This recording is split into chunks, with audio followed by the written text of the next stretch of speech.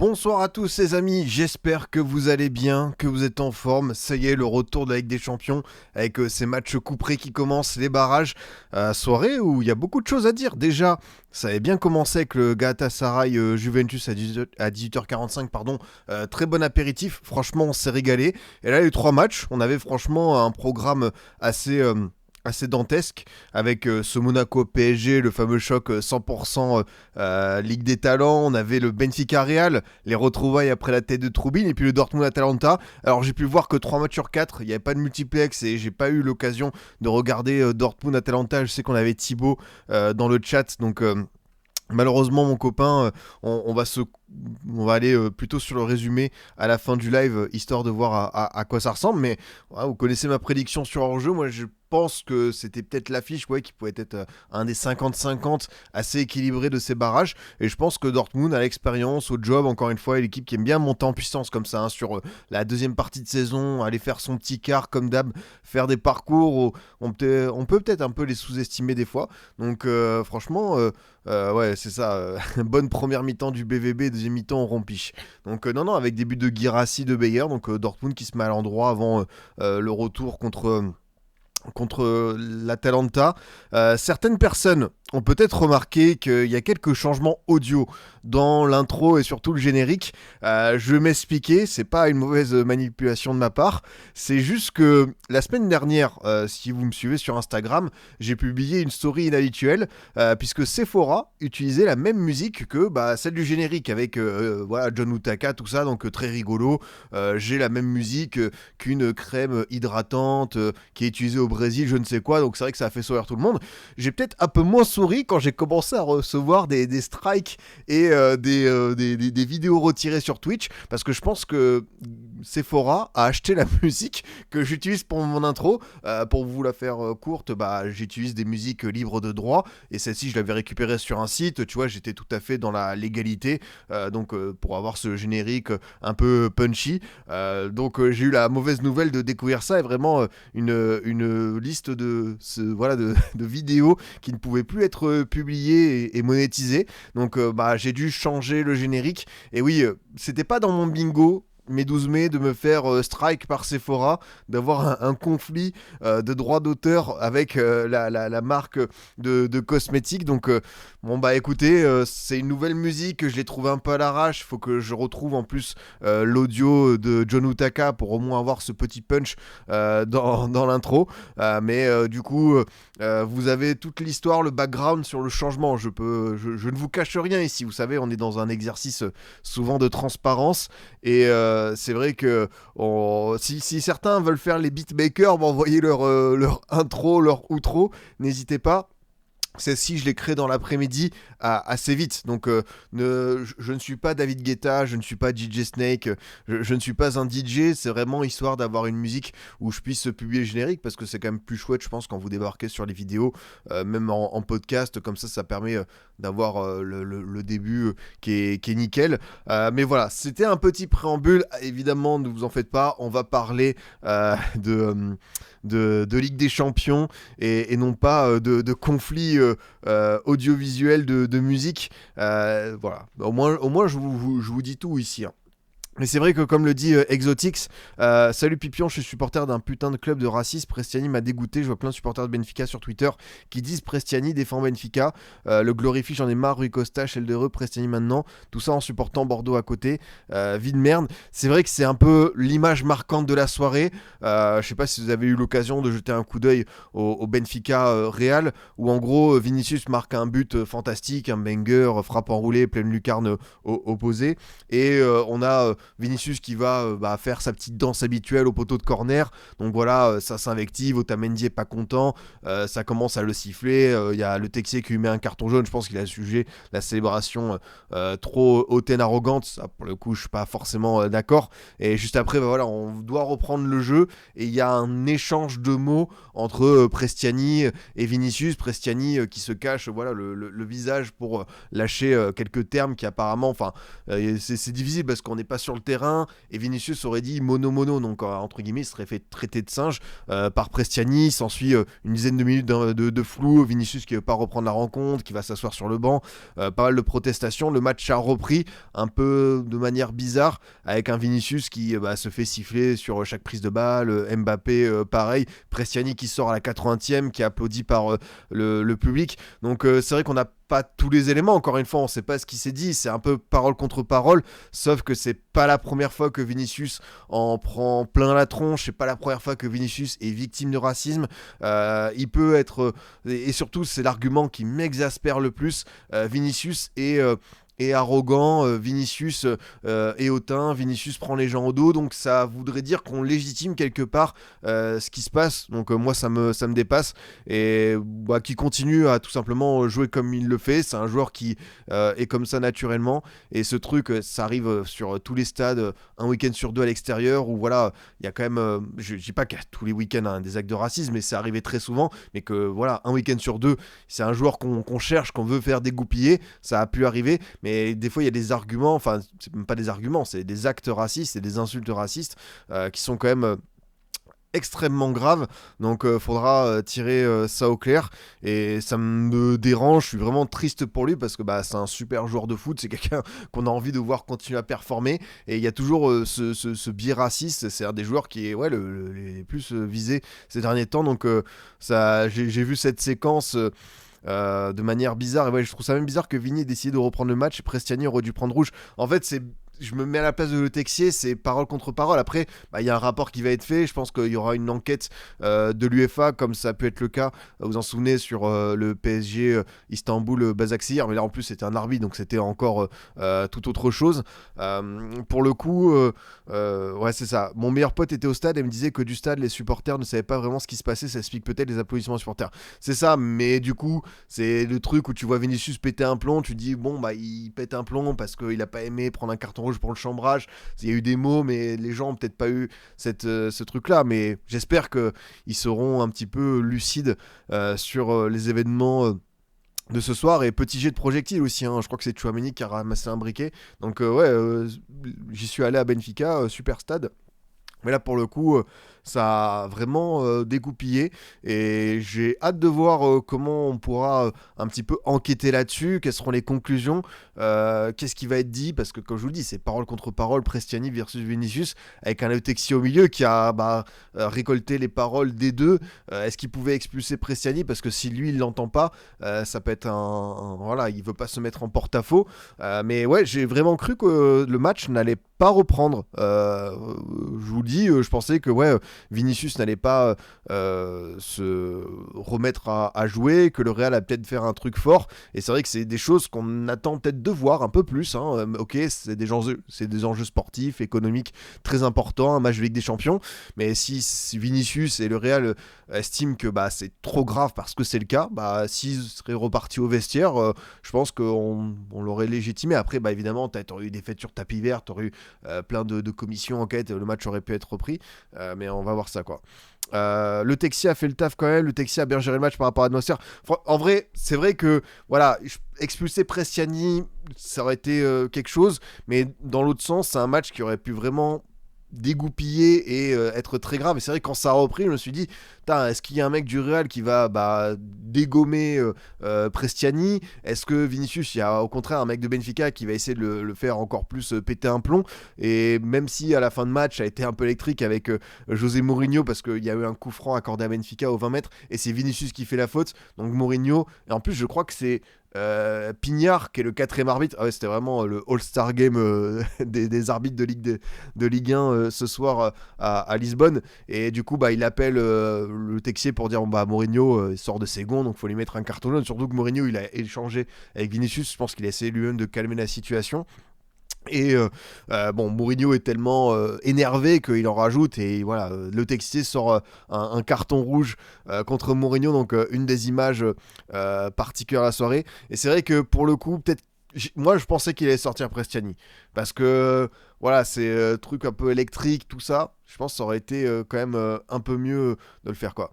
Mais sans l'expulser, obliger Benfica à le sortir ne serait pas la solution. Je comprends pas comment des joueurs et un coach peuvent vouloir d'un mec comme ça sur le terrain. C'est une bonne remarque, hein. C'est peut-être que Benfica aurait dû de lui-même, à la 60e, je crois que ça arrive, enfin, non, peut-être 52e, du coup, avec les 10 minutes en plus, ça va être aux alentours de cette heure de jeu. Ça aurait pu être une bonne mesure. Après, peut-être qu'eux, ils se sont dit, bon, bah, on sait pas, encore une fois, c'est parole contre parole. Mais oui, dans ces cas-là, quand tu vois un Vinicius qui est autant remonté que. Voilà, est-ce que Vinicius ferait semblant d'être victime d'actes racistes, d'insultes, de propos abjects comme ça, quitte à risquer le tapis vert, de refuser de reprendre. Donc oui, c'est vrai que ça aurait été peut-être intelligent de la part de Benfica, de Mourinho, de sortir assez vite Prestiani. J'ai même pas profité de vous saluer parce que c'est vrai que je pense que c'était suffisamment grave pour commencer l'émission là-dessus. Donc bonsoir à tous ceux qui sont présents dans le chat comme Médis, Hugo SSE, Mugarawan, sous chat la modératrice, qui va aller faire un petit somme qui ne restera pas durant toute l'émission.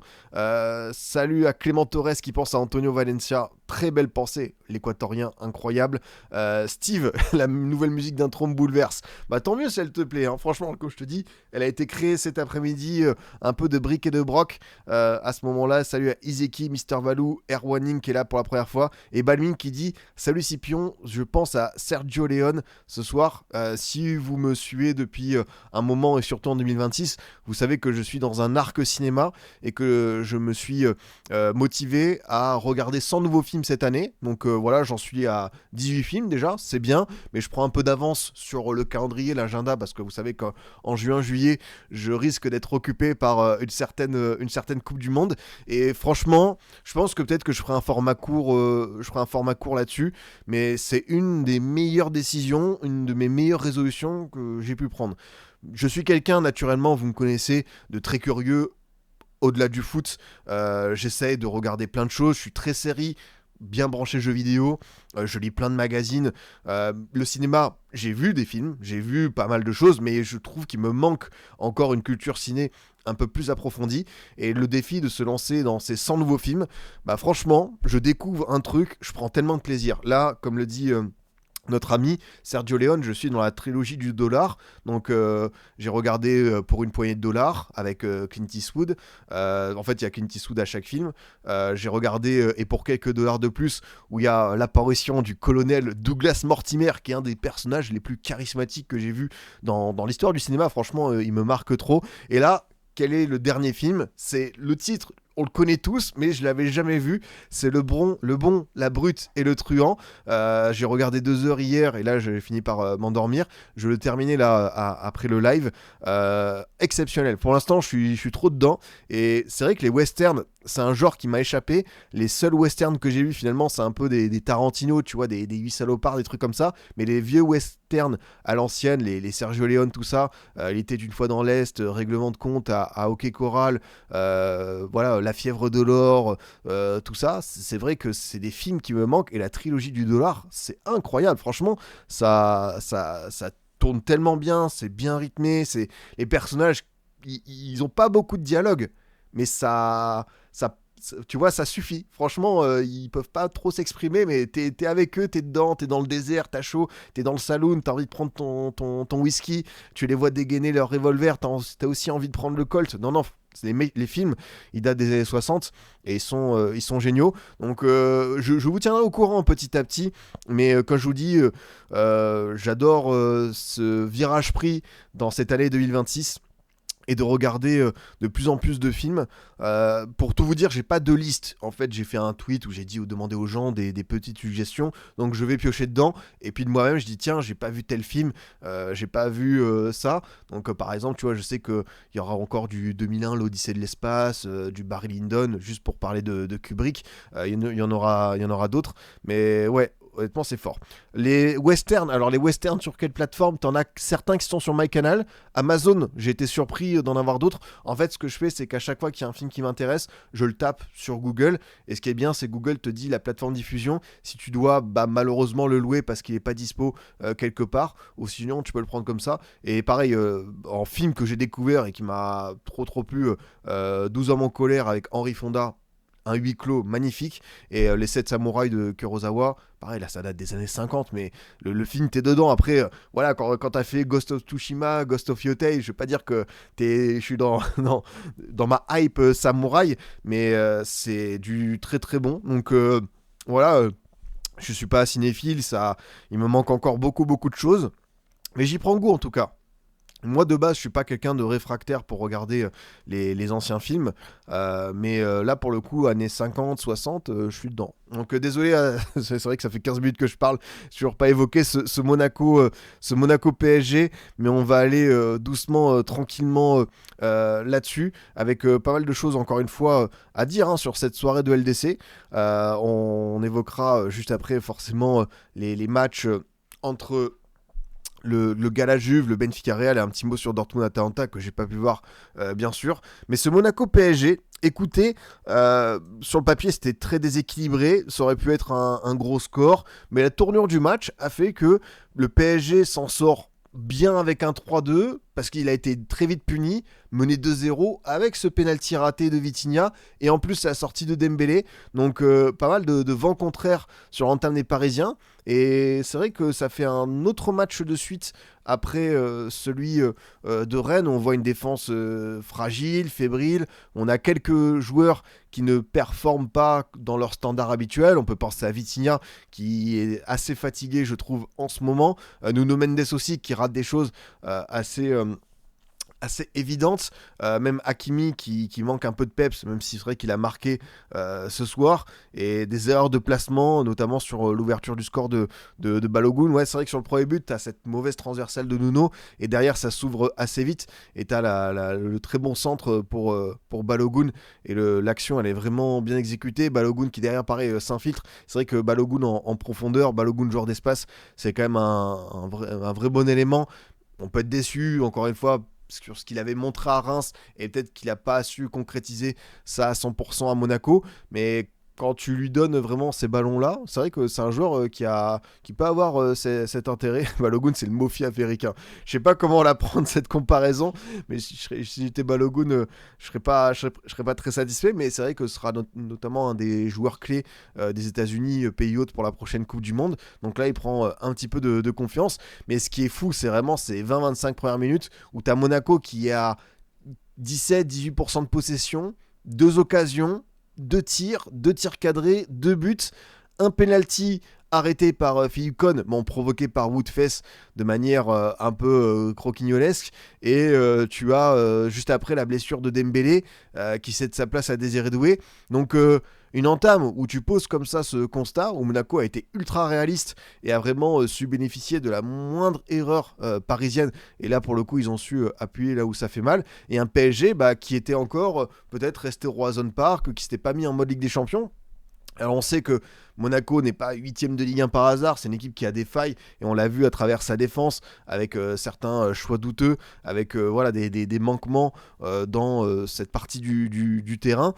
Mais c'est vrai que ce qui a changé aussi pour le PSG, paradoxalement, c'est la sortie de Dembélé et cette entrée de Désiré Doué. Bravo Désiré, quand tu fais ça, c'est vrai que ça fait plaisir à tout le monde. On a dit beaucoup de choses après le match de vendredi. Vous connaissez mon avis. Après, peut-être que je vais pas revenir. Enfin, vendredi, j'étais là en mode, je pense qu'il l'a voulu un peu tirer, mais ça peut être pris Désiré Doué comme une cible, mais je pense que c'était aussi pour d'autres joueurs qui ont fait un petit peu trop de gestes fantaisistes. Même, tu vois, encore une fois, Nuno, le match contre Rennes, il était pas bon. Hakimi, pareil, c'était pas sa meilleure performance, même s'il y a une passe D. Mais Désiré Doué, finalement, c'est quoi? C'est un jeune joueur de 20 ans qui a eu des pics et des hauts assez fabuleux l'an dernier. Et comme tout jeune joueur, c'est cyclique. Donc là, il était dans le creux de la vague. Et encore, moi j'ai bien aimé son match contre l'OM. C'est juste une performance ratée. Mais c'est vrai que si tu prends ces 2-3 derniers mois, son retour de blessure, c'est pas la meilleure version qu'on ait connue de Désiré Doué. Mais voilà, il est encore dans une phase d'apprentissage. C'est que sa 2e saison au PSG. C'est que la 2e où il est vraiment dans cette catégorie de l'élite, de la Ligue des Champions, d'avoir intégré l'équipe de France. Donc voilà, beaucoup de choses se sont passées pour lui. Et après, oui, c'est un joueur qui aime dribbler, qui aime ces petits trucs, ces fameux gris-gris. Donc ça, on pourra pas lui reprocher. Après, c'est peut-être donner la passe à un moment plus opportun. C'est faire preuve preuve voilà, d'altruisme, ce qu'a peut-être pu lui reprocher Dembélé, qui voilà, a parlé en tant que cadre, que ballon d'or, que joueur extrêmement important du PSG. Bah, le message est passé. Bon, on l'avait vu hein, sur le premier but. D'ailleurs, très belle frappe du gauche, de but du gauche. Vraiment sympa de la part de Désiré Doué. Là, le tir, la puissance, la précision, tout était réglé. Et c'est pas un hasard si sur le but du 2-1, voilà, petite célébration, hop, je me masque les oreilles en mode j'écoute pas les critiques, mais peut-être qu'il doit faire ça aussi, hein, parce que voilà, il est dans sa bulle.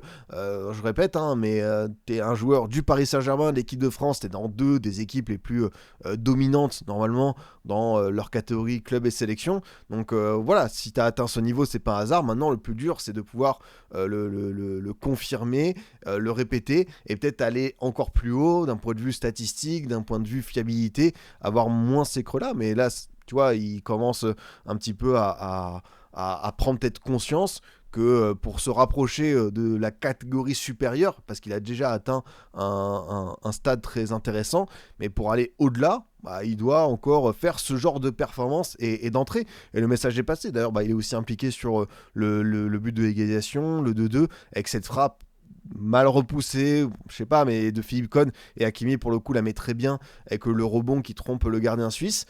Troisième but pareil où ça lui sourit, la frappe qui se déclenche bien. Donc je pense que le PSG avait besoin de ça. Entre la sortie d'Embélé, un Barcola, c'est vrai que la stat elle est terrible, il a pas marqué depuis 1 an en Ligue des Champions. Alors oui, tu peux avoir des manquements, mais un joueur qui, lui, pour le coup, a été rarement blessé. Alors, pour le coup, il a beaucoup enchaîné. Peut-être qu'il aurait besoin un petit peu de repos. Mais Barcola, c'est vrai que la série elle commence à s'éterniser un petit peu. Donc, à lui aussi de trouver ce déclic et de re-switcher dans le bon sens. Mais Doué, tu vois, il a assumé un statut et franchement, j'ai adoré son entrée. Parce qu'il y a eu de la stat, il y a eu ouais, de l'efficacité, il y a eu une bonne connexion aux autres, il a joué simple par moment. Donc pour le coup, peut-être que la pique de Dembouz, il l'a pris pour lui, il a bien interprété. Et ça peut être un tournant dans sa saison. Alors, bonne question, les gars. Penalty sur la main de Marquinhos. Je crois que la position de la main est naturelle. Et selon les lois du jeu, c'est pas forcément penalty. Je peux comprendre que ça fasse beaucoup débat parce que les mains, t'as l'impression que c'est un peu pile ou face au bon vouloir de l'arbitre. Et on peut penser évidemment à la main de Medina, Facundo Medina lors du Real OM. Tu vois, la main elle est beaucoup moins évidente là et pourtant ça avait fait penalty. Donc j'ai regardé quelques voilà, déclarations, interprétations d'arbitres sur Twitter. Pour eux, il n'y avait pas forcément penalty, mais comme je vous dis, quand tu as déjà eu ça dans l'autre sens, tu peux te dire, bon, bah peut-être qu'il aurait pu siffler. Faute de Doué sur le premier but du PSG, c'est très intéressant parce que cette action, elle ressemble un peu à Bastoni Kalulu lors du derby d'Italie entre l'Inter et la Juve, avec Vanderson qui passe, Doué qui met la main, mais je trouve que la chute, il amplifie tellement. Je trouve qu'il a trop cherché la faute et je pense qu'en Ligue des Champions, il y a quand même pour consigne de jouer davantage et que notre ami Jesus Rilmanjano n'ait pas hésité à poursuivre l'action. Moi, ça m'a pas choqué. Après, forcément, tu rajoutes ces petits trucs. Tu te dis, bon, bah, l'action, là, dans ce sens, elle tourne pas pour Monaco. La main de Marquinhos, elle tombe pas pour Monaco. J'entends la frustration. Après, là, on va tous être d'accord, c'est le carton rouge de Golovin. 8e expulsion des Monégasques cette saison. On est mi-février, les temps de passage sont clairement affolants et d'ailleurs notre ami Golovin fait une sorte de back-to-back puisqu'il a déjà pris rouge le week-end dernier contre Nantes en applaudissant l'arbitre. Donc bah, il va se reposer et samedi à Bollaert et mercredi prochain au Parc, l'international russe. On va voir quels seront peut-être les petits changements de Pocoyoyi par rapport à ça. Dans mon foot, il y a main, mais selon les règles, je savais que l'arbitre n'avait pas sifflé. En fait, c'est ça. C'est que l'application des lois du jeu fait que tu ne peux... C'est pas que tu ne peux pas siffler, mais que tu peux décider de ne pas sanctionner cette main. Ça c'est clair. Le truc c'est qu'on voit le geste de Doué. Après oui, Vanderson en rajoute, mais le nombre de fois où c'est contre nous c'est frustrant. Ah mais je suis d'accord, c'est vrai qu'il y a des situations pour les Monégasques où ils ont été abusés cette saison. J'ai en tête le fameux match à Lorient qui est totalement lunaire avec le carton rouge de Thilo Kehrer et ça c'est pas normal. Mais ce soir, comme je te dis, c'est des interprétations d'arbitres. Ça et aussi le règlement de loi du jeu. Bon bah malheureusement tu peux être frustré, mais en même temps, Monaco, tu sors avec une défaite de seulement d'un but d'écart. On savait que ça pouvait être une soirée bien plus... Ah oui, le but annulé contre Lyon grâce à Tolisso. Voilà, c'est vrai que t'as peut-être aussi ça. Moi, j'avais surtout en souvenir ce qui s'est passé au Moustoir, mais j'entends. Et c'est vrai que Monaco, il y a beaucoup de supporters. Déjà, t'as cette cascade de blessures, hein. Si en plus le petit truc d'arbitrage il est pas souvent avec toi, on verra si c'est le fameux adage. Hein. Normalement, ça s'équilibre. Pour Monaco, c'est vrai qu'il faut rattraper pas mal de choses. Mais c'est vrai que c'était un match assez bizarre parce que tu mènes très vite de 0, mais derrière, tu te barricades. Je me demande si il n'y avait pas un meilleur coup à jouer pour Monaco, indépendamment du rouge. Parce que, comme tu le dis, hein, full guns, honnêtement, le PSG cette saison, vu le niveau de notre défense, on va pas aller loin. C'est vrai que ça a été une des qualités par moment. On oublie pas qu'il y a eu un changement de gardien et que, bon, bah, Donnarumma, est-ce qu'il aurait pris ces 2 buts-là? C'est toujours un peu de football utopique. C'est difficile de se prononcer. Mais voilà, peut-être Monaco, je sais pas. Paris était pas dans un grand soir. Paris m'a l'air un peu fatigué. À l'image, encore une fois, je cible lui parce que bah, quand tu es top 3 ballons d'or, que tu es un joueur qui est excellent, très souvent des 7, des 8 sur 10, Vitinha, là pour le coup, je le trouve vraiment diminué. Et j'espère que PSG Metz, il va être bien mis au frigo. Et quitte à avoir Ibrahim Mbaye en relayeur ou Beraldo qui prend la place de 6, il va falloir le faire ça. La passe de Magnès sur le deuxième but, waouh, c'est très grande classe, du droit en plus, je crois. Ouais, bah c'est vrai que tu as bien raison, hein, Akliouche qui était en plus diminué, qui était un des joueurs incertains, et très belle passe en profondeur. Après, c'est vraiment pas évident pour les offensives monégasques, même si tu vois, il y a quand même Adingra qui a 2 frappes un peu côté gauche qui s'envolent dans le ciel de Louis II. Donc voilà, il y a eu derrière des situations, des micro-opportunités que les monégasques n'ont pas su voilà, exploiter. Et même si, voilà, je pense que Pocoyolis, ça a été une aubaine de mener 2-0. J'aurais préféré un Monaco peut-être un peu plus entreprenant, un peu plus quitte à risquer le truc. Voilà, t'es 8ème de Ligue 1, t'es éliminé en Coupe de France. Je sais pas, pour moi, le PSG va passer, c'était logique, mais ce soir, je les ai sentis dans un mood de moins bien. Après, bah voilà, hein, ils ont su quand même, voilà, on peut souligner le mental, mener 2-0 en Ligue des Champions. On est sur une équipe de Ligue 1 en face. Vous avez compris que c'est quand même une compétition à part, surtout que Monaco va quand même intégrer les 24. Monaco, à la maison, c'était nul contre City, nul contre Tottenham, nul contre la Juve et victoire contre Galatasaray. Donc on parle d'une équipe qui était invaincue en LDC cette saison à la maison. Donc c'est pas une performance anecdotique du PSG d'aller s'imposer là-bas, et encore plus quand on se souvient du match aller. Et c'est vrai que quelqu'un l'a dit, en l'espace d'un an, t'as quand même eu le crampon de Singo sur Donnarumma, le tacle de Lamine Camara sur Chevalier, et là le pied très haut de Golovin sur Vitinha. Les Monégasques, ils en veulent aux Parisiens. Ouais, voilà, c'est vrai qu'après, il y a des joueurs, quoi qu'il arrive, c'est des limites. Hein. Woodfess, le recrutement, c'est presque bon. Est-ce qu'il n'y a pas un défenseur de disponible là sur le marché? On va le chercher lui, ouais, qui était ventre mou avec Leicester en Championship. D'ailleurs, j'ai sorti un petit format court, je sais pas si vous l'avez vu sur Leicester. Bon, format court, je parle dedans durant 2 minutes 30, mais pour revenir un petit peu sur la trajectoire des Foxes, Leicester, les boss, est relégable en Championship. C'est-à-dire que Leicester pourrait enchaîner 2 relégations de suite. On fait tous partie d'une génération, on a vu cette équipe remporter la Première Ligue. Ok, ils ont connu une première relégation, ils s'étaient bien revenus avec Maresca. L'an passé en PL, c'était Kata avec Van Nistelrooy notamment. Et là, ils sont redescendus. Bon, bah, ça reste une équipe qui vient de Première Ligue avec des joueurs et tout. Et en plus, ils ont été sanctionnés de 6 points de retrait pour infraction aux règles financières de la PL. Donc, vraiment une dégringolade. Aujourd'hui, ils sont 22e. Donc attention, parce que Leicester qui descend. Bon, après, évidemment, hein, comme d'hab, hein, en Ligue 1, ça fera un très beau challenge comme Sunderland en son temps. Mais c'est vrai que ça m'a interpellé. Et voilà, Woodfess qui quitte Leicester voilà, pour ceux qui se demandaient est-ce que c'était vraiment Kata, encore une fois, oui, j'échange avec des gens qui suivent souvent les Foxes parce que ça m'intéresse un peu leur trajectoire.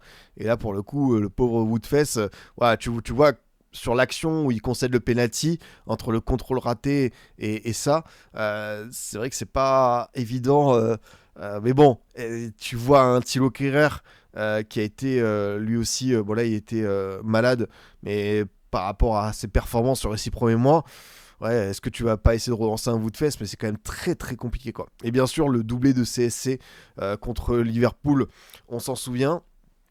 Ouais, une victoire en demi-teinte ce soir pour le PSG. C'est vrai que c'est une victoire en demi-teinte, mais t'as le retour au parc. Là, pour le coup, j'attends de voir un peu de la gestion d'équipe. Et malheureusement, bah, t'as encore cette histoire d'Ousmane Dembélé. Hein. C'est pas la première fois qu'on voit Dembélé jouer, revenir peut-être trop tôt, ou au contraire ne pas être préservé. Contre le Bayern, il était revenu trop tôt, il s'était de nouveau blessé. Là, il y a eu cette fameuse gêne musculaire lors du match, enfin lors de l'entraînement, mais il a quand même été aligné par Luis Enrique. Alors voilà, peut-être qu'il estime que certains joueurs sont pas aptes, comme son ballon d'or, un de ses éléments les plus importants pour enclencher le pressing. Mais si c'est un Dembélé à 50% qui risque quelque chose, autant le mettre sur le banc, envoyer un Gonzalo Ramos. Est-ce qu'il y avait un grand risque à mettre un Ramos ce soir d'entrée? Ok, je veux bien que d'entrée sur les matchs, c'est pas dingue, mais il aurait quand même peut-être plus fait le job, et il faut préserver Dembélé parce que là tu as peut-être un risque d'aggraver la blessure. Là où je veux en venir, c'est que bien sûr que l'équipe de France qui s'est passée il y a quelques mois, en août-septembre, quand Dembélé a joué alors qu'il était sorti blessé du match je crois que c'était à Toulouse, c'était une erreur et c'était un manque de communication entre les staffs médicaux, tout ça, tout ça. Mais voilà, Paris ne peut pas jeter la pierre sur l'équipe de France si derrière eux, ils n'ont pas, je trouve, un protocole peut-être un peu plus calme avec Dembélé. Évidemment, je ne suis pas médecin, je ne veux pas me mettre à leur place, et s'il y a eu le feu vert, voilà, j'imagine que c'est réglo. Mais là, tu vois que c'est Dembélé, c'est un joueur qui est sujet à des rechutes. Donc je me demande s'il n'y avait pas un meilleur monde pour le mettre de côté. Mais voilà, du coup, c'était le moment de Désiré Doué de prendre la relève. Tes top et flop côté PSG. Franchement, Doué, l'entrée, c'est vraiment l'homme du match, excellente. J'ai bien aimé encore une fois Kangli, qui doit faire partie de ces joueurs justement qui en Ligue 1 enchaînent bien. Surtout que tu as quand même un RC Lens qui te challenge. Donc ça va être très intéressant de voir ce temps de jeu de Kangingli pour les prochaines semaines. Mes flops, comme je te dis, oui, Marquinhos a été assez fragile ce soir. Vitinha, très en dessous de ses standards habituels. Même Nuno Mendes, qui est impliqué sur le premier but monégasque et qui a fait des erreurs pareil qui pêche. Et Barcola, c'est comme d'hab, il se procure tellement d'occasions. Et oui, comme tu dis, en plus, le bon Toto, bien sûr, le penalty à mettre à son actif. Barcola, oui, il y a cette série qui dure en LDC. Je préfère toujours, je le répète souvent, un attaquant qui se procure des opportunités qu'un mec transparent. Mais au bout d'un moment, il va falloir trouver le bon réglage, le bon dosage, le pied juste, ne pas trop gamberger, parce que après tout le monde dit oui, le jour au Barcola, il aura ce truc dans la finition, ça va devenir un top ailier mondial, bien sûr, parce que sinon il a des choses qui sont quand même excellentes. C'est par hasard si Luis Enrique continue de lui donner ce temps de jeu. Mais voilà, encore une fois, 1 an sans marquer en LDC pour un joueur du PSG international français, attaquant, ça fait un petit moment quoi. Beaucoup de gens se moquent des joueurs qui marquent leur penalty qui manquent, pardon, je pense, comme si c'était l'exercice le plus facile au football. Ah non, mais je pense que c'est tout sauf simple. Il faut avoir une mécanique de tir. Mais j'ai l'impression, je sais pas si c'est une take, mais il y a quelques années, le fameux penalty tiré à la Neymar ou à la Jorginho ou à la Vitinha, c'est un petit peu, tu sais, voilà, une école, la feinte et tout. Et j'ai l'impression que maintenant les gardiens ont compris un petit peu le geste, la course, et de plus en plus on voit ces fameux penalty avec des feintes être loupés. Peut-être que je suis fou et que je me fais ma propre idée dans mon cerveau avec mon Opta qui génère des stats aléatoires, mais je pense que les gardiens ont commencé à saisir le truc sur ces penalty. Ah, c'est bien Marc. Ah, je vois ce que tu veux dire du coup. Les joueurs qui marquent trop de penalty, donc ça gonfle les stats. Ok. Ouais, non, mais c'est vrai. Après, faut savoir le transformer. Après, bon, quand ça devient un truc trop important dans le bilan comptable, ça peut, tu vois, atténuer la perception du joueur. Mais on peut voir que oui, c'est tout sauf simple à répéter. Voilà, on va pas non plus dire que c'est le geste le plus facile. Et évidemment, on pense tous à Vanja Milinkovic-Savic, le gardien de Naples, pour envoyer des pétards. C'est ce qu'il faut. Je suis d'accord, moi je veux un bon vieux Gonzalo Ramos à l'ancienne, une grosse mine sur le côté. Ah oui, là c'est vraiment le walk nonsense de Utter walk nonsense de notre ami Sean Dyche, ou du pur delic walk selon le même francisé de Pascal Duprat. Oui, messieurs, arrêtez de faire ces courses d'élan, envoyez des grosses pralines. Nous on veut des pénaltys comme Kimpembe contre la Suisse, comme Maguire contre l'Italie, comme Van Dijk contre Chelsea en finale Carabao Cup, on veut des pénaltys qui détruisent la lucarne. Le seul objectif de ton pénalty, ça doit être de fumer le filet. C'est ce qu'on espère. Donc voilà, peut-être que de plus en plus, on verra des défenseurs centraux ou voilà, ce sera encore plus fou, des gardiens. Pourquoi pas les tirer. Côté monégasque, top et flop, quand je dis top, c'est difficile de pas citer Balogun avec ce très bon doublé et un attaquant qui a su répondre voilà, avec de la tête et aussi dans cette belle course. Akliouche pour la passe. J'ai quand même vu Zakaria bien se démener et je trouve que le double pivot avec Camara fonctionne encore une fois. Les fragilités, c'est du côté de la défense. Bon, après, ouais, Monaco, j'insiste, hein, peut-être qu'il y avait mieux à faire ce soir que simplement cette défaite 3-2. Après, voilà, on s'attendait à ce que beaucoup pensaient que ça allait être une raclée et que le match allait être plié dès ce soir. T'as qu'un but d'écart, mais au parc, ça va être quand même particulier. Par contre, je suis impressionné par Doué, comment il arrive à lâcher avec chaque fois des pétards avec autant de puissance, très peu d'élan. Franchement, il est assez unique dans ce registre. C'est vrai qu'il a une technique de frappe et une vitesse d'exécution pour réussir très très vite, tac-tac, avec les appuis, se mettre dans le bon angle. Et ça, la puissance de frappe de Doué, c'est peut-être un truc qu'on n'évoque pas assez. T'as raison d'insister là-dessus parce que c'est un joueur qui sait en mettre et voilà, peut-être que lui aussi les pénaltys tirés avec puissance, ça pourrait pourquoi pas se décider à l'avenir quoi. Mais en étant supporter de la SM ce soir, en vrai, malgré les 5 buts, je me suis fait chier, surtout en deuxième. On n'aurait pas dit match de LDC, l'écart énorme entre les deux clubs. C'est ça, c'est que la deuxième période, encore plus la séquence à 10, un Monaco qui reste derrière et un pari facile qui aurait pu en mettre voilà, un quatrième, un cinquième qui va se contenter de ce 3-2. C'est presque dommage. J'ai pas envie de dire que c'était un match de Coupe de France, mais j'aurais aimé que Monaco se réveille un petit peu. Un petit mot sur Gvara, moi j'aime beaucoup ce gars, il a vraiment un truc en plus. Gvara version Ligue des Champions, c'est toujours propre. Ce soir il n'y a pas de but, mais il y a toujours cette activité. Lui aussi, c'est vraiment un des ailiers les plus intelligents et les plus, je pense, appréciables pour un entraîneur à mettre d'entrée parce que tu sais qu'il va faire les efforts. C'est un vrai chien de la casse, il va courir partout, il va faire les courses, il va revenir. Comme l'action, on pense tous à la même face à l'Inter en finale de LDC. Il a des fois il peut être touché par la grâce et mettre des buts assez fantastiques. Il a un très beau répertoire depuis qu'il est arrivé au PSG. Finalement, il est peut-être déjà dans l'élite, le gratin à son poste. Qu'est-ce qu'il doit faire pour être peut-être le top 3, numéro 1, ouais, aller chercher des buts, des passes D. Alors j'insiste parce que voilà, moi je trouve le joueur hyper kiffant et ce qu'il dégage et la connexion immédiate au collectif, elles sont là. Mais on sait qu'aujourd'hui, quand tu es un joueur offensif, il faut aussi des fois marquer un peu plus. C'est vrai que Vara, par exemple, tu vois, ça décolle pas totalement en Ligue 1, mais bon, c'est pinaillé sur pas grand-chose. Sinon, oui, le joueur, il y a beaucoup de choses satisfaisantes dans ce sens. Le relais le plus décisif aujourd'hui, Désiré Doué et Emilien Jacquelin. Franchement, Emilien Jacquelin, respect parce que le relais qu'il a envoyé, la France est partie 13e après le premier relais de Fabien Claude et le mec il a tout dégommé, tout arraché et il a lâché son relais avec 13 secondes d'avance. Donc une des perfs olympiques les plus marquantes de ces JO d'hiver et peut-être dans l'histoire des JO d'hiver de côté bleu. Donc chapeau à notre ami Emilien Jacquelin qui en plus a fait une référence à Zizou, c'est les émotions, dans son interview, j'allais dire d'après-match, je suis tellement rodé, d'après-course, bien sûr. Mais très kiffant le biathlon à suivre. Hein. D'ailleurs, petit aparté avant d'aller sur les autres matchs, Alexandre Boyon, ici, je ne vais pas dire que c'est un ami, mais quelqu'un qu'on apprécie, ses envolées lyriques, la natation, les fauves sont lâchés, il est fait d'un autre métal, athlétisme, je l'aime bien, après je trouve qu'il y en a d'autres qui s'en sortent comme, je crois que c'est Benoît Durand qui commande côté France Télé, que j'aime beaucoup. Avant, il y a eu bien sûr Patrick Montel,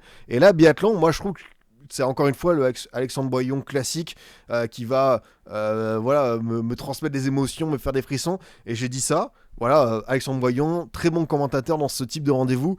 Et là, j'avoue, je suis pas le plus grand biathlète. Je suis pas quelqu'un qui regarde toutes les compètes de biathlon, sur l'équipe, tout ça. J'ai découvert que il était vraiment critiqué, qu'il s'y connaissait pas, qu'il ne sait pas parler de tout le monde. Donc vraiment, j'étais là, touchez pas à mon Alexandre Boyon, qui est mon idole de France Télé, quelqu'un que j'apprécie. Après, que je vous le dis, moi je dis ça avec mon regard vraiment un peu Olympics. Enfin voilà, je suis pas toutes les compétitions à l'année. Je peux comprendre hein, que les puristes, ceux qui connaissent tous les classements, les dynamiques, ils vont plutôt sur Eurosport. Mais moi, si je veux mon petit frisson, si je veux mes punchlines, ouais, Alexandre Boyan sur France Télé. Bien sûr, les coupures pub, elles sont obligatoires, mais elles sont archi reloues. Mais moi, je m'en satisfais. On continue avec aussi d'autres matchs à évoquer. Alors, on avait déjà commencé à bien parler de ce Benfica Real. Quelqu'un a mis un message dans le chat. Revenir là-dessus. Est-ce qu'on a déjà parlé du Real? J'ai commencé mon introduction sur ça. Non, les puristes, on les emmerde pas entre guillemets. Moi, franchement, les gens me l'ont dit de manière plutôt calme, en mode voilà, nous on n'apprécie pas parce qu'il s'y connaît pas assez, il prend trop de place, il fait des erreurs. Moi, je peux comprendre. Alors pourtant sur la natation, c'est un mec, il connaît voilà la course de Yann Torp au Mondiaux 2003 sur crawl, il connaît le chrono exact. C'est un mec, c'est une encyclopédie de la natation. Mais si sur le biathlon, parce que il faut repartir sur un autre sport, tout connaître, c'est peut-être des petites erreurs, inexactitudes. Donc moi je peux l'entendre. Mais quand je te dis, moi j'aime ce gars parce que quand il y a une médaille, ça fait plaisir de l'entendre un petit peu. Parce qu'en plus c'est des extraits qu'on verra plus tard et on se dira c'est Alexandre Boyon qui commande, donc c'est assez kiffant. Ce Benfica Real, le match des retrouvailles après la tête de ce diable de Troubine, le scénario fou, épique du 28 janvier. Forcément, un match que je voulais voir. Il y avait le double écran avec le Monaco PSG. Un Benfica qui a bien commencé. Et petit à petit, j'ai l'impression que j'ai vu un Real en mode contrôle avec plusieurs joueurs qui ont vraiment livré une grosse perche. Je pense à Valverde qui a été au four et au moulin. Valverde plus juste techniquement, qui a fait de meilleures choses. Trent, vrai bon match. Franchement, on sait que son arrivée au Real, enfin son début d'aventure est pas parfait à tous les étages. Les Français aussi, Tchouaméni, Kamega qui ont bien travaillé. Le but de Vinicius est exceptionnel. C'est le Vinicius qu'on aime, c'est le Vinicius version Ligue des Champions. Match couperé pour sortir un peu de la magie de son pied droit. Il est très bien rentré et ça fait plaisir parce que quand je vous dis, il y a ce qui s'est passé avec Prestiani, avec voilà, le chambrage, le carton jaune, mais le joueur en tant que tel est archi kiffant et j'espère qu'il continuera à l'être comme ça avec sa fantaisie, sa folie.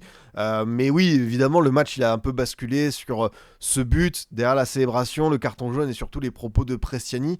Donc je vais pas redire ce que j'ai dit au début, mais c'est vrai qu'il faudra un petit peu tirer tout ça au clair. Qu'est-ce qui s'est passé? Qu'est-ce qui s'est passé? C'est que Vinicius a célébré son but en dansant au poteau de corner. Il a commencé à se faire taper sur les doigts par un Otamendi, tout ça. Le Texier a pris ça pour une célébration trop provocante, donc il lui a mis un carton jaune. Je dis ça, peut-être que Vinicius a dit des mots ou quoi, mais j'ai l'impression que c'était plutôt pour la célébration. Derrière, ça doit reprendre, et finalement, il y a un échange de mots avec Prestiani. Oui, l'Argentin, on est obligé de dire sa citation parce que, encore une fois, ce pays est impliqué dans de sinistres affaires de racisme. Il se cache un peu voilà, la bouche sous son maillot, et Vinicius immédiatement va voir le Texier en disant mono, il m'a traité de singe. Derrière 10 minutes un petit peu où Vini où le Real s'arrête, on commence à quitter un peu le terrain sans rentrer au vestiaire, c'est important de le dire. Vinicius qui va sur le banc, Vinicius qui parle avec Mourinho, je pense qu'il prend des informations, également le Texier qui va parler un peu à tous les acteurs. Et oui, je pense que la situation aurait pu être un peu plus électrique, volcanique. Franchement, quand le match a repris avec Prestiani et Vinicius, je me suis dit mais ils vont se foutre sur la tronche ou ça va dégénérer, il y a un mec qui va lâcher un tacle d'assassin. C'est allé au bout, il n'y a pas eu de rouge, le Real l'a emporté. Prestiani n'est pas sorti de suite, il a attendu la 80e. Mais voilà, je pense qu'on va attendre certaines déclarations et de savoir si l'UEFA va faire une enquête. Parce que encore une fois, 2026, du racisme, c'est toujours Vinicius qui est visé, c'est un joueur, c'est pareil, hein, il peut agacer certains, mais des fois, quand on arrive à ça pour justifier l'injustifiable, ça commence à bien fatiguer. Pas un match exceptionnel dans l'ensemble, mais un Real un peu plus dans le contrôle, et un Real qui est sur sa petite série de victoires, qui a repris fauteuil de leader par rapport au Barça qui a calé à Gérone et qui a même perdu. Tableau final LDC, ça m'intéresse parce que le Real, bon, on peut imaginer que ça va se qualifier par la suite de la phase de groupe à la phase tableau. Contre qui peut tomber le Real ? Ah bah oui, bien sûr, comment j'ai pu oublier c'est soit le Sporting, soit Manchester City. C'est vrai que le Sporting a terminé top 8 et l'autre rencontre, ça peut être Bodo Glimt Inter.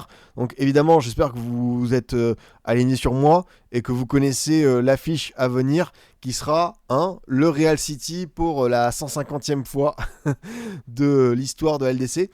C'est quand ces tirages ? Je pense que la semaine prochaine, on a le retour et juste après, on aura... je pense le vendredi comme d'hab à midi à Nyon ce tirage, ça va être intéressant à voir, surtout que oui, t'as aussi le Monaco PSG, soit Barça soit Chelsea. C'est vrai que ça va être pas mal. Arsenal ou Bayern, c'est soit Dortmund Atalanta, soit Olympiakos Leverkusen, et enfin Tottenham Liverpool, Club Brugge Atlético ou la Juve. Ok, le rendez-vous est pris. Hâte de savoir ce que ça va être. Ouais, PSG Barça, mais en fait, quoi qu'il arrive, l'affiche. Bon, Monaco a encore une chance, mais on savait que ça va être très très dur et on peut s'avancer vers le PSG. PSG Barça, on sait ce qui s'est passé à Montjuic il y a quelques mois. C'est toujours cette histoire de règlement de compte. Ah, mais si nous on avait battu l'Inter, en finale on vous aurait tapé. Toujours du football, un peu de fiction. La guéguerre, Yamal, Dembélé, Ballon d'Or, ça va être intéressant. Mais le PSG de Chelsea, avec aussi la Coupe du Monde des clubs, la finale, ça peut être pas mal, franchement, à voir ce que ça ce que ça donne. Merci beaucoup Nakalan pour ton message très sympa, ça fait plaisir l'ami. Je préfère 100 fois le Barça que Chelsea, c'est Chelsea, je la sens pas.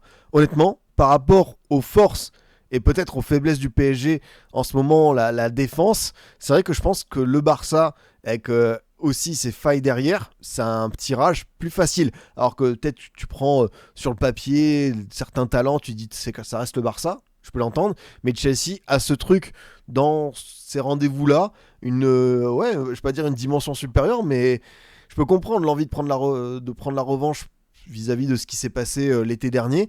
Mais le Barça, je pense que c'est peut-être le tirage le plus intéressant pour ce PSG imparfait, mais qui peut encore monter en puissance. Malheureusement, là, il y aura aussi ces soucis d'infirmerie qui vont peut-être t'empoisonner sur la suite. Je pense que j'ai à peu près tout dit sur le fameux match du Real. Galatasaray Juventus, j'espère que vous étiez devant parce que c'était le seul match au programme à 18h45. Beaucoup de choses à dire et Galatasaray qui a sorti un match assez dingue avec 5 buts inscrits pour t'en mener 2-1. C'est vrai que la Juve a encaissé le premier but de Sara, un joueur que je ne connais pas forcément, Gabriel Sara, qui a fait une perf assez fantastique, qui était lui aussi hyper actif, qui était très bon. Donc 26 ans, il est arrivé en 2024 et avant c'est quoi son parcours ? C'est Sao Paulo, Norwich. Ok, et non, gros match de sa part, j'ai été assez bluffé par ce qu'il a montré. Noah Lang, le banni, l'ostracisé de Naples, qui n'avait inscrit qu'un but en 6 mois, qui met un doublé. Donc voilà, comme quoi il y a des matchs, il y a des contextes pour se réveiller. Coupe Miners, pareil, le joueur qui a coûté 60 millions et qui peut être considéré à la Juve comme un échec sur la rentabilité, sur ce qu'il apporte. Et comme toujours, cette question, est-ce que quand tu sors un joueur de l'Atalanta, est-ce que tu n'as pas des risques d'avoir un joueur qui, en dehors de Gasperini, ne s'adapte pas ? Et c'est vrai que Coupe Miners, qui était un monstre absolu à Bergame, là, ça a été très compliqué ces 18 mois. Et sincèrement, le deuxième but qu'il met en plus est assez bien construit. 2 tournants pour la Juve, il y a le carton rouge de Cavale, t'as aussi Bremer qui sort sur blessure, Bremer qui est vraiment un des tout meilleurs défenseurs, mettez du respect sur Bremer parce qu'il est quand même un peu un joueur déterminant. Il y a quelque chose d'autre que je voulais voir, hop, coucou Elmander, évidemment, photo d'illustration pour ce soir, je ne pouvais pas passer à côté de la légende toulousaine qui a joué à Galatasaray, également à Bolton, pour ceux que ça intéresse.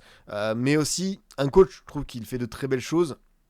Mais les changements de Spalletti, alors Cambiasso avait déjà un jaune et il a senti la fragilité, et c'est finalement son remplaçant Juan Cabal qui est entré et qui lui du coup a pris ses deux jaunes assez vite, 59e et 67e. Et voilà, c'est un changement qui malheureusement a précipité la chute de la Juve, et Spalletti a peut-être manqué de flair à ce moment-là, mais le souci, c'est que quand Bremer sort, t'as de suite le pilier, l'âme de ta défense qui manque, et c'est assez compliqué. C'est vrai que Caio, comme tu le dis, Bremer et Militao, même combat.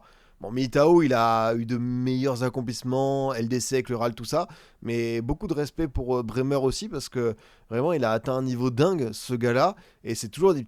Il y a eu des grosses blessures, hein. Je crois qu'il s'est fait les croisés l'an dernier. Et là, c'est des petits pépins physiques, des trucs qui empoisonnent. Donc voilà, la Juve manque de taulier de cette ampleur. Et voilà, c'est quand même une défaite 5-2. Alors, je l'ai dit, hein, Spalletti, depuis qu'il est arrivé, il a quand même remis cette équipe à l'endroit. Il y a aussi des joueurs qui enchaînent beaucoup. On a parlé de Vitinha tout à l'heure. Je crois que Kenan Yildiz tire aussi un petit peu la langue. J'ai senti un peu fatigué, même s'il y a toujours 2-3 gestes où tu te dis waouh, c'est quand même un garçon extrêmement talentueux. La Juve, depuis pas mal de temps, on va voir, hein, parce qu'ils ont déjà fait remonter 3 buts. On se souvient du fameux Juve Atlético. Mais la Juve, depuis pas mal de temps, en Ligue des Champions, a quand même du mal. L'an dernier, c'était le PSV. J'ai souvenir de Porto, qui les avait fait tomber, de l'OL, de Rudi Garcia en 2020, avant le Final 8 exceptionnel de Lisbonne. T'as eu Villarreal, t'as eu voilà, des défaites contre Haïfa sous Allegri. T'as quand même pas mal de déconvenus, ce qui interpelle pour une Juve. Alors c'est vrai qu'ils courent derrière cette victoire en LDC depuis les années 90. Ils ont fait 2 finales. Voilà, c'est le tournant manqué peut-être 2015 et 2017 face au Barça de la MSN et le Real version Zizou qui était dans son élément. Mais voilà, je considère c'est un peu comme Manchester United. C'est des monuments absolus du foot européen. Ça doit jouer normalement la LDC chaque saison.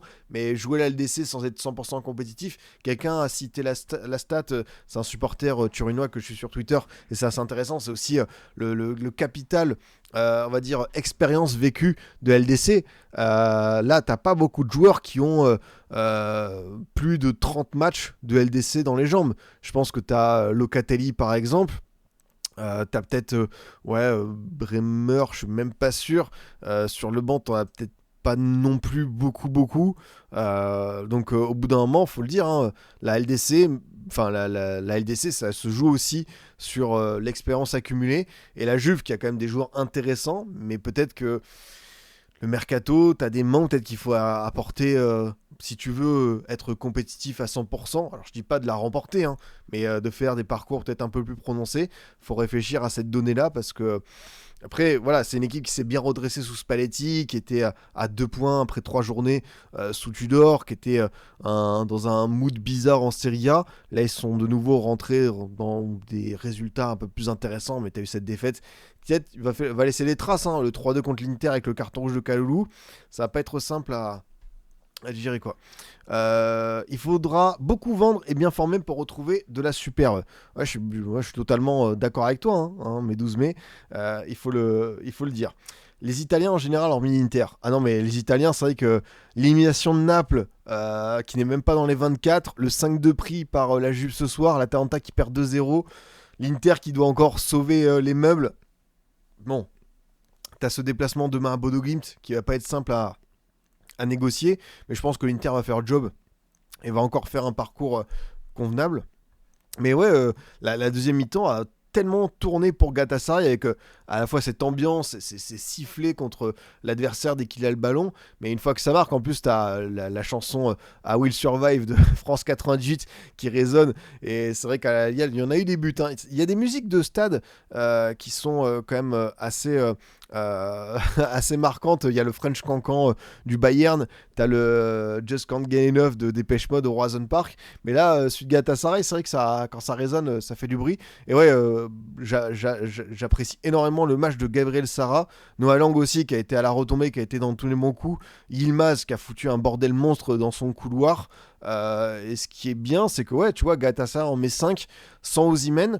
On a souvent parlé des clubs turcs qui déçoivent en Coupe d'Europe, des clubs turcs qui sont très ambitieux, qui font des mercatos assez imposants et qui choquent. Et là, écoute, Galatasaray, c'est vrai que j'ai vu ce premier but de Sarra justement, et après le doublé comme Mainers, je me dis encore une fois, ils retournent leur travers, et finalement, ils ont su aller chercher cette victoire avec 5 buts et se mettre très très bien pour le match retour. Et en plus, ce serait Liverpool-Tottenham. Alors, Liverpool, quoique ils les ont battus 1-0 chez eux, donc chez eux, à Istanbul. Mais par exemple, Galatasaray-Tottenham, si Gala confirme ce très bon résultat, ouais, il y a match, hein, franchement, Tottenham. Alors, on va voir, hein, la muse où Tudor, on sait qu'en LDC, ils ont fait de très bons résultats, les Spurs. Mais Galatasaray, il y a peut-être un coup à jouer pour se retrouver en quart de finale. Et je crois que le dernier quart de Galatasaray, ça doit un petit peu remonter, quoi. Ouais, c'est intéressant. Le gagnant de cette confrontation joue qui en huitième.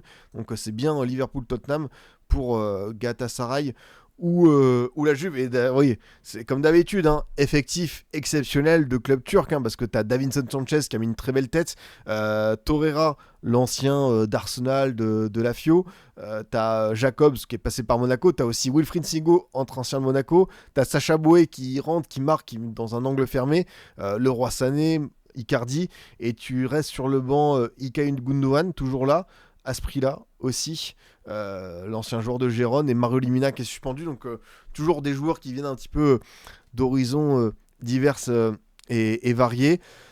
Bon, on va évoquer vite fait ce Dortmund-Atalanta. Quand je vous le dis, j'ai pas pu le voir parce que il n'y avait pas de multiplex, mais j'étais confiant sur Dortmund, hein, sur le fait qu'ils allaient pouvoir faire leurs petits résultats. C'est une compétition où ils aiment bien avancer masqué. C'est vrai qu'ensuite, tu pourras avoir un classiqueur ou le Arsenal. Pas simple, pas simple. En fait, il y a un monde où le Bayern, quoi qu'il arrive, affronte un Allemand parce que Dortmund se met bien. Et sinon, tu as Olympiakos Leverkusen. Donc un choc 100% Bundesliga en LDC à venir. C'était le cas aussi l'an dernier avec un Bayern-Bayer. On s'en souvient. Mais voilà, Dortmund qui fait le job à l'expérience. L'Atalanta en ce moment revient bien. Guirassy qui retrouve un petit peu des sensations en ce moment, qui marque de plus en plus. Et Bayer également buteur. Et Reharsson aussi décisif, lui qui a lâché 4 passes D, hein, vendredi dernier, qui est plutôt pas mal dans ce sens. Demain au programme, les amis, qu'est-ce qu'on a exactement pour continuer à retrouver cette LDC? Oh, le Karabakh Newcastle 18h45. J'espère que vous serez devant, parce que si on a vibré devant le Gala Juve, celui-ci ça peut être pas mal aussi. Et on a Bodo Glimt Inter, Club Brugge Atlético, Olympiakos Leverkusen.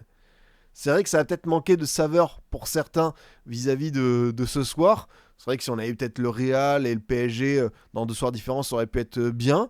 Mais les vrais fans de foot vont kiffer. Et j'espère que vous serez au rendez-vous quand on devra débriefer les percées de Tsolis, de Tresoldi et de Carlos Forbes contre l'Atlético.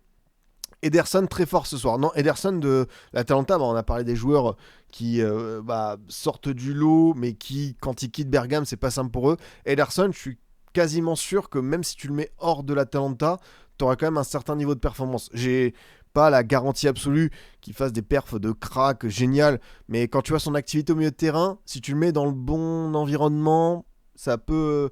Il y a une alchimie qui peut se créer autour de lui. Que des matchs éteints hormis Bruges Atlético. Moi, je pense que Bruges Atlético, il peut se passer des choses.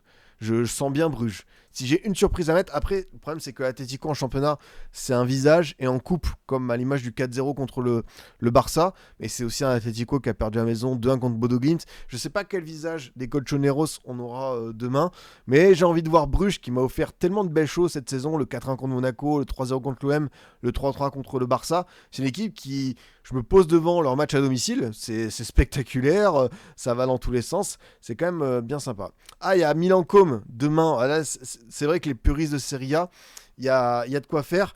Avant de se quitter, les amis, je pense qu'il faut qu'on évoque bien sûr un rebondissement du côté de l'OM avec la place de Mehdi Benassia qui revient Hop, c'est le fameux mème de YouTube, hein. Vous savez lequel je parle. Genre, je quitte YouTube, je réinstalle YouTube, finalement je m'en vais nouveau, et en fait je reviens. Revirement de bord total à l'OM, alors que Mehdi Benassia, le directeur du football, avait annoncé dimanche la démission sur les réseaux. Le Marocain a finalement accepté de rester en poste jusqu'à la fin de saison, à la demande de Franck McCourt. Dans un communiqué publié ce mardi, le propriétaire du club phocéen annonce en effet que Benassia va piloter l'ensemble des activités sportives. Le rôle de Pablo Longoria, et ça c'est très important aussi, devrait évoluer vers ses responsabilités institutionnelles afin de maintenir la représentation de l'OM au sein des instances françaises et européennes. Vous savez que Longoria a des rôles importants à l'AFP et à l'UEFA, à l'ECA, donc ça peut s'entendre. Peut-on lire dans le communiqué, cette requalification s'apparente à un déclassement pour l'Espagnol, président depuis le mois de février 2021. Comme lui l'avait fait avec Hero en fait. C'est Longoria qui a avalé Hero et maintenant c'est Benassia, le plus gros poisson. On est sur la chaîne alimentaire du côté de l'OM. Mais le big boss, c'est McCourt qui a donc fait son arbitrage. En tant que propriétaire du club, je viens à Marseille et prends une fois de plus mes responsabilités pour que le club reste concentré sur ses objectifs. Peut-on lire dans le communiqué, sous la supervision de Benassia, la nomination de nouvel entraîneur sera bientôt annoncée. Mon ambition pour le club reste intacte, mobilisons-nous au service de l'OM. Également, la question du coach. Pas de conciliation entre Abibay et le Stade Rennais. Son arrivée est retardée. Après sa mise à l'écart du poste d'entraîneur le 9 février à Rennes, Abibay avait rendez-vous en visio avec son employeur ce mardi après-midi devant la commission juridique de l'AFP afin de trouver une solution au conflit qui les oppose, mais les deux parties ne sont pas parvenues à trouver un accord. À Rennes, c'est Franquès qui doit s'engager jusqu'en 2027. Il est attendu sur le banc breton à Auxerre après l'intérim de Tambouré. Donc ça temporise un petit peu. Yous l'avait dit sur hors-jeu, le retour de Benassia. Non mais c'est vrai que finalement ce communiqué de Benassia était peut-être un coup de pression en mode voilà, il y a des choses qui ne plaisent pas à Marseille. Moi, je quitte le club parce que j'en peux plus. Mais s'il y a une possibilité, je suis quand même là, tonton. Après, voilà, peut-être que ça va s'interrompre en fin mai, dès juin. Mais même s'il se passe ce House of Cards, ce Succession, trouver la série à rebondissement que vous voulez, parce que c'est le cas. Moi, je voulais que quand même, il termine la saison. Même si ça se passe de cette manière, et peut-être que du coup ça brouille les pistes, parce qu'il a quand même fait un communiqué sur Insta où il a dit qu'il s'en allait et qu'il voulait peut-être préserver son image avant que finalement la saison de l'OM dérape totalement. On rappelle, 4ème de Ligue 1, à 5 points de l'OL, également le quart de finale de Coupe de France à venir à la maison contre Toulouse. Donc tu as quand même deux enjeux primordiaux, ramener un trophée qui te manque depuis 14 ans et assurer un top 3 et une qualif directe en LDC. Donc quitter le navire à ce moment-là, juste après le départ de Zerbi, je trouvais que le timing était pas bon. Mais le fait de revenir de cette manière-là, ça m'interpelle aussi. Mais voilà, c'est McCourt qui a décidé, et McCourt qui a quand même un peu désavoué Longoria. Après, dans Longoria, c'est vrai que ça fait un moment qu'on ne l'entend plus, et est toujours très actif, le mercato, ses pistes, tout ça. Mais en tant que prise de parole, c'est Benassia qui a pris le lead, et du coup, McCourt l'a senti plus légitime pour prendre la relève. Mais par contre, on sait que, voilà, en attendant de régler le cas de l'entraîneur, été prochain à Marseille, nouveau changement de cycle assez dingue, hein, parce que c'est pas simple. Tu devras trouver un nouveau directeur sportif ou directeur du football selon la formule que vous voulez, et un président.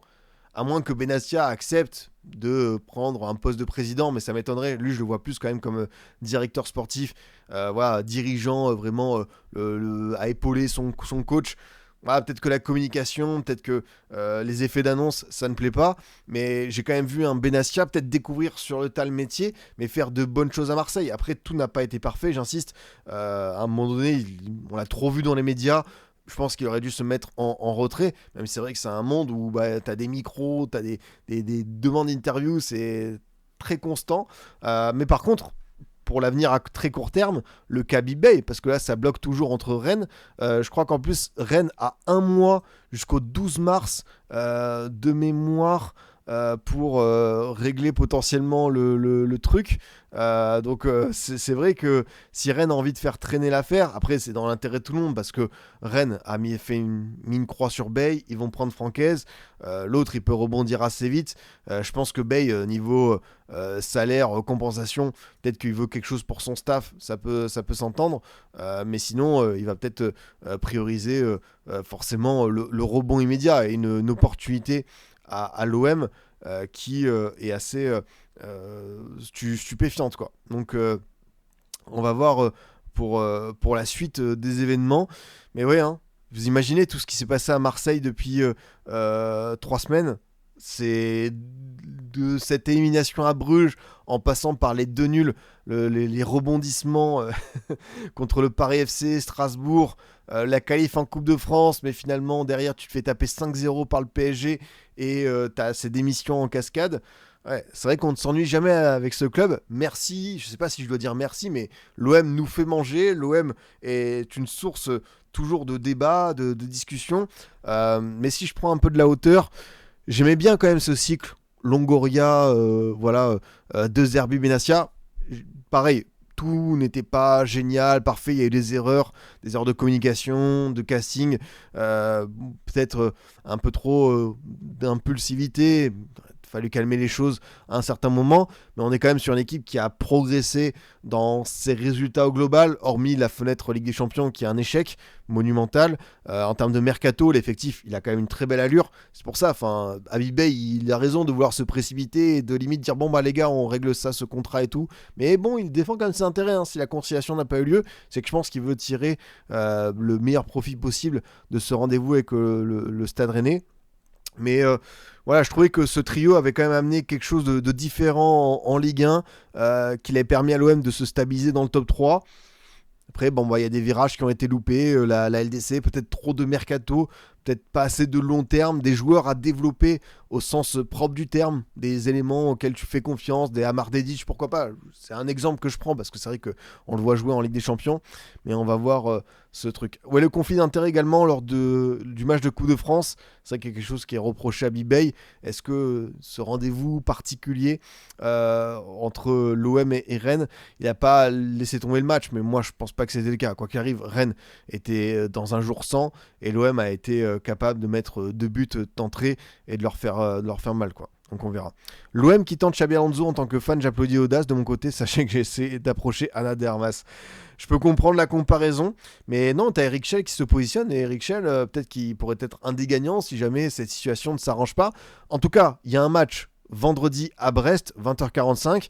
C'est le match qui doit vraiment représenter après. D'ailleurs, tous les matchs, oui, dans cette période, ça va être le rebond, et on y a cru notamment après Rennes, mais se présenter avec Pancho à Bardonado sur son banc, légende de Ligue des Talents, ce que vous voulez, mais je pense que l'OM a quand même intérêt à vite régler ce truc de l'entraîneur, et donc la volte-face de Benassia qui devient le boss, le calife à la place du calife, et on a encore 3 mois devant nous pour se rendre compte de différents agissements. Et est-ce que Pablo Longoria va rester aussi, parce que c'est quand même une défaite pour lui d'être un peu un ambassadeur de l'OM, même si c'est pas Ravanelli, c'est pas Basile Boli, mais dans les faits ça peut être tout comme.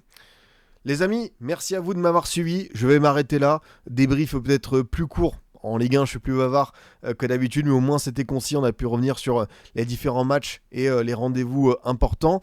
Demain, on se retrouvera aussi parce que petit stream entre nous pour débriefer ces matchs sympathiques de LDC, un peu plus peut-être d'Europa League vu le programme. Mais c'était un plaisir d'échanger avec vous. Je vous souhaite une bonne soirée, comme toujours.